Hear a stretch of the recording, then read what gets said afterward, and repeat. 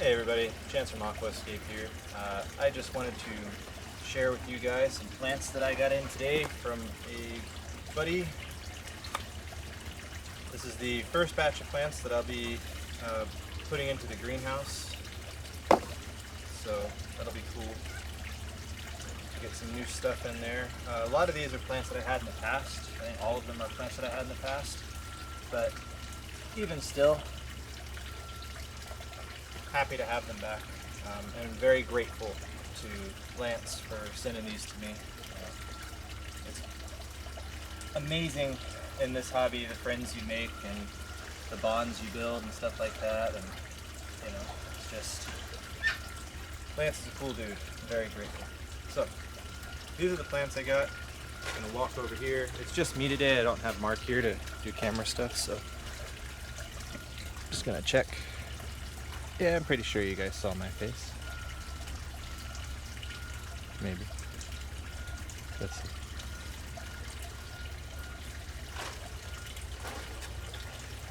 Damn, I should go up.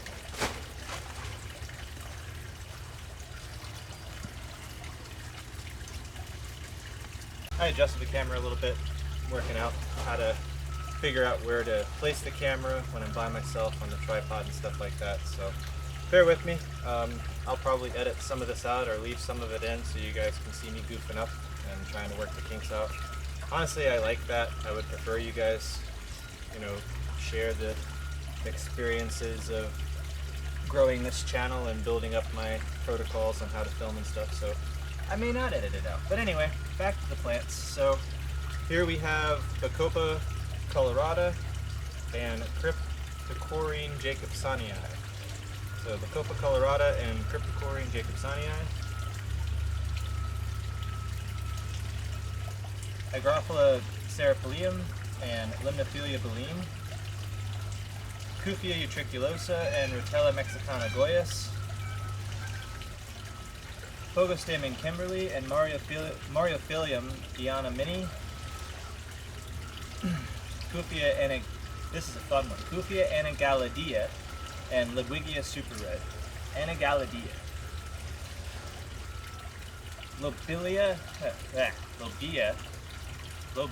There we are. Lobelia cardinalis mini. So this is the only one that's submerged that I'll have to convert to immerse. Lobelia is awesome. Lobelia cardinalis is a native Florida plant too. I have the native Florida version growing in my greenhouse over there. So it's cool to have the mini variant. I want to see if there's any difference. The Lobelia cardinalis normal Florida variant, or whatever it is, has a really pretty flower, so it'd be cool to see if this is like a smaller flower or what makes it mini other than just smaller submerged size. So we'll figure that out too later on, much later on obviously, because it's still a wet plant. We got to get it into being an immersed plant in the greenhouse. So I'll bring the camera around over here now, and we'll just kind of I'll get them started to be opened up. Should also grab some water, or I could just toss them into my pond back there. But I like to, once I unbag my plants that I get in, I usually have a bin of water, a little Tupperware of water set aside that I toss them all into, and this will allow me to inspect the plants. Even though I trust Lance a lot, I always inspect my plants. Any plants that I get in from anybody, regardless of who they are, I always inspect them. The reason being is there could be Utricularia gibba or any kind of small pest, whitefly eggs, mites, things like that can really wreck your day, wreck your whole grow. So what I like to do, I soak them in water. I just place them in little Tupperware water. Let me get it so I can actually just show you.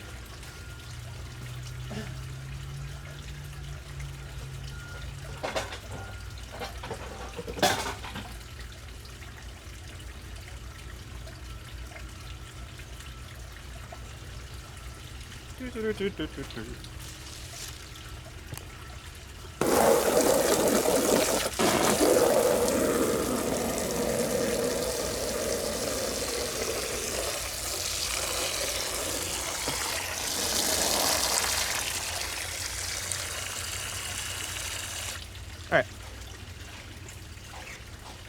So I got water. That is a really big tree frog.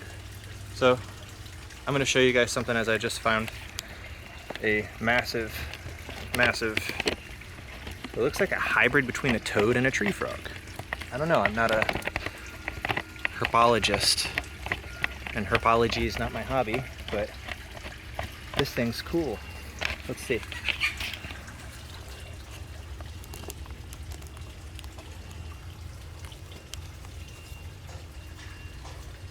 Look at it. What the heck is that thing? I mean, obviously it's a frog, but it's like, it's got toad bumps. But it's got frog feet.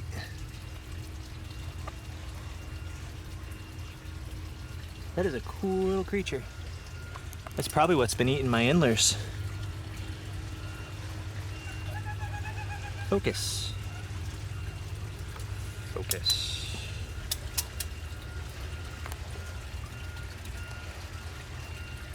There you go. Neat. He's sitting here on my hose reel. Anyway, sorry. I get sidetracked a lot. Alright, back to the plants. So, yes. I just get a thing of water.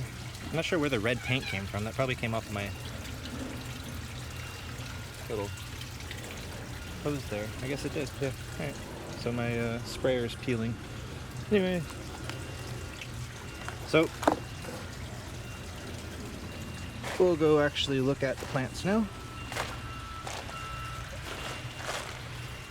Alright, so these were shipped priority mail, 2-day USPS. Of course, it took 6 days to get here. They actually arrived yesterday, but I was busy with work and stuff, so here we are today on the 6th day, day 6. So these have been in a bag for 6 days, in the dark, in transit for 5. So we'll see how they look. They should be fine. I don't believe there are going to be any issues that would make them not viable for me to save, if needing of saving. They look great. So this is the Bacopa colorata. Awesome. In its immersed state. Very nice plant. Very well grown and in very great shape for the travels that it took with the delays. Cryptocoryne jacobsonii. This is one of my favorite crypts. Absolute favorite crypts. I love it. I'm very grateful to have it back.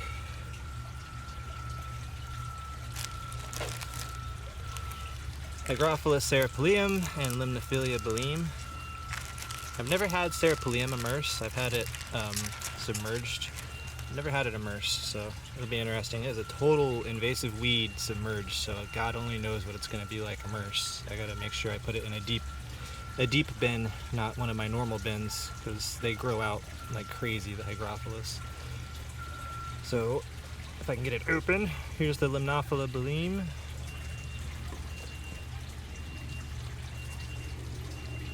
Good shape, good color. Should come back fine. A little bit of melt on 1 or 2 of the stems, not a big deal though, there's plenty of them. All I need is one to be viable. And that's the thing I'd like to, I guess, toss in here real quickly. When you are ordering plants for this purpose, to convert them, all you need are 1 or 2 like decent samples to get in there, you know. If you get a good specimen out of your order, that's all you need. You don't need to have a whole bunch of them. So what I recommend when you're doing orders or whatever, if you're ordering plants or getting plants from a friend, or you know, if you're buying plants from me or getting plants from me or whatever, and your goal is to convert them, get like 3 to 5 stems. If you get anything more, because of the way we pack them, like you saw, they were rolled in a paper towel. I packed the same way. This is exactly how I pack plants. Very happy to see that Lance did it the way I do it. It's awesome. Makes me feel important. So with the way we pack plants and we roll the stems like we do, if you have more than 3 to 5, and if we don't put them in separate bags, which I guess, yeah, that's a possible answer to this whole thing here, is that, you know, folks could just ship in multiple bags, but hey, resources and stuff like that add up to cost, and that's not the name of the game. So 3 to 5 stems will give you a good amount to be safely shipped. They won't be smothered by each other. You don't have to worry about, you know, a whole bunch of water coming out of the stem and stuff like that and causing rot. So 3 to 5 stems is a good number, and like I said, all you need is one, because once they go immerse and you get them growing, one will become 2, which will become 12 in no time. It's like exponential growth. Perfect example of it. So this is the Rotella mexicana Goyas. It got a little beat up in the ride, but again, it's a Rotella, and with these, like each node that you see here, if I can get the camera to focus, the cell phone does better at focusing. That's kind of odd. This is a really nice like Sony 4K camera too. But each one of those nodes right there will send up new growth if, you know, planted viably and done well. Each one of those nodes will send up new growth. So Rotellas are very easy to save when they come in. So this is Kufia utriculosa. This is a really cool plant. I have a sprig of this alive from my original stock still, but when Lance offered it to me, I figured it would be a nice jump start to get things up and running faster if I have a few extra stems. But it's a very cool plant. His growth patterns and growth styles are a little bit different than mine. I believe that's because he grows indoors in bins. It'd be cool to double check back in a few months, compare the leaf structure of what you just saw for that Kufia utriculosa to what it'll look like in a few months once grown outside. It gets much different. It's kind of cool seeing that. So Pogostamen Kimberly and Mauriophyllum Guiana Mini.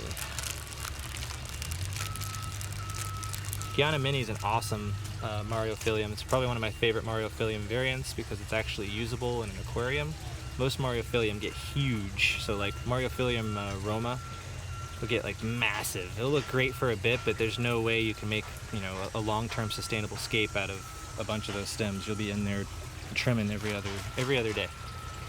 Pogostamen Kimberly, probably my favorite pogo out there, apart from Heldiberg, however you want to pronounce that one. Kimberly is an amazing plant.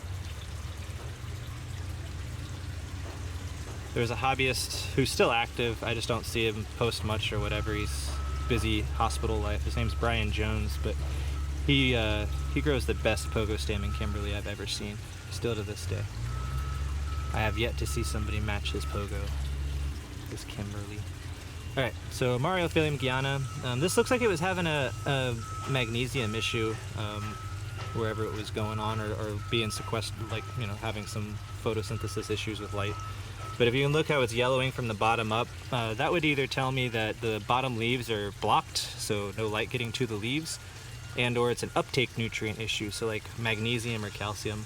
So I'll just ask him and see what he says. But when I get plants from people and I notice deficiencies like that, I'm not being a dick when I message you and say, hey, what's going on?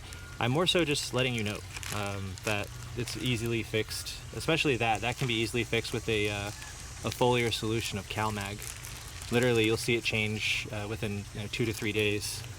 You'll have better growth on it.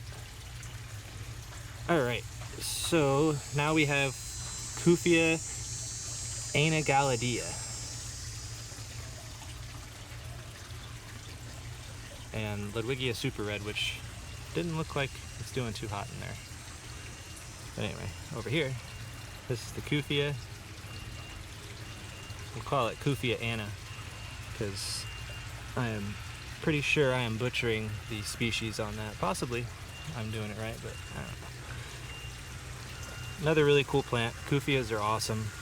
They're actually, it's really strange to find them so many, like, or the 1 or 2 viable aquatic species, because they'll grow in the deserts of California and stuff. Like Vin Cuddy grows them in his backyard in like the most arid conditions. So, and the utriculosa grows into like a shrub for him. So it's kind of neat. The versatility of these. Yeah, this didn't make it. Well, I got a little bit here. That's actually perfect. like I said, all you need is like 1 or 2 viable pieces and you're good. Oh, I got plenty. So that's Ludwigia Super Red, or Ludwigia Palestris Super Red. The Super Red variant, to be honest, I'm not sure where it came from. I gotta figure that one out, because the Palestris down here in Florida, and Palestris that I found over in Washington, and Palestris that I found up in North Carolina, they all come out either gold or maroon or green.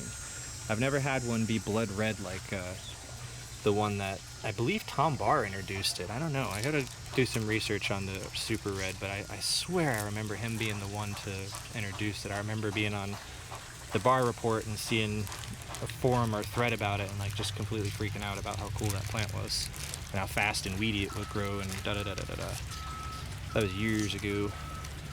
I will figure it out though, and I'll let you guys know. So Lobelia cardinalis mini. This one I'm really excited about. This is a plant that I haven't had, the mini variant of Lobelia cardinalis. I'm always skeptical whenever I see mini variants pop up in the hobby, when people label things as mini variants. Size of a plant is dictated a lot by environmental circumstances, more so than genetic circumstances. So we'll see if it's a mini variant or if it's just something that somebody grew in a different manner and had it grow smaller and labeled it such to either A, build popularity, or out of ignorance or whatever. And I'm not saying that Lance did that, so please, I'm just saying that he had that plant from whomever who labeled it that way and blah blah blah blah. So we'll see. But this is its submerged, and I guess it is a little bit different, and the leaf shape is a little odd too, if I can get it. It's serrated or toothed. This camera is not that great at focusing.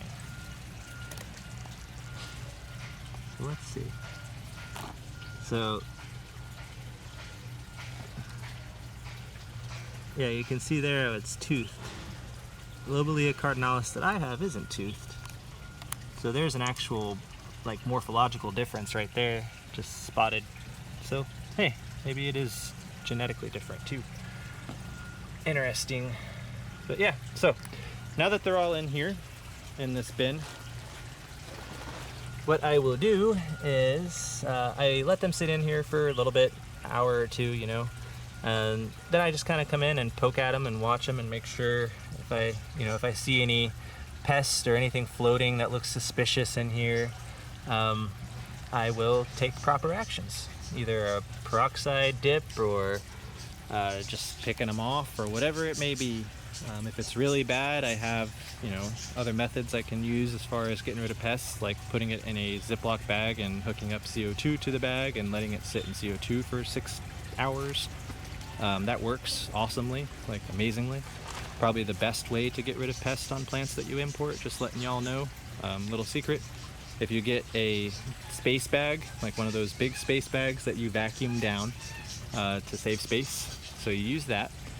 You take your Tupperware like this, your bin that you have dirt in, and this is if you have like a bin that's infected, or even if you're importing plants that are infected, you put the whole bin inside your space bag and then you seal it. And now the top part where you would typically vacuum all the air out and squish the clothes or blankets down, you just drill a little tap hole into that and you put the regulator line into it and you blow it up like a balloon with the CO2 and you let it sit filled with CO2 and it'll void the air in it because of the vacuum hole. And yeah, it's perfect. It just holds the CO2 in there, doesn't allow oxygen in or anything out, and it will completely kill any pests that are on there, obviously, because it voids oxygen, and all living things need a source of oxygen. So yeah, just a cool trick. I do this a lot. I ramble when I do videos. I gotta get better at just staying on topic, maybe. I don't know. Let me know if you guys care if I stay on topic or if the rambling's interesting. But anyway, so plants from Lance, much appreciated plants from Lance. New plant for me, Lobelia cardinalis mini. We'll see how many it is. Yeah, awesome plants. We will plant them in another video and we'll watch them grow. Alright guys, I hope you enjoyed. Please don't forget to like, subscribe, and share these videos with your friends and such, and get more people involved in the hobby. Let's grow awareness around immerse cultivation and around aquascaping in general. Alright guys, have a good one.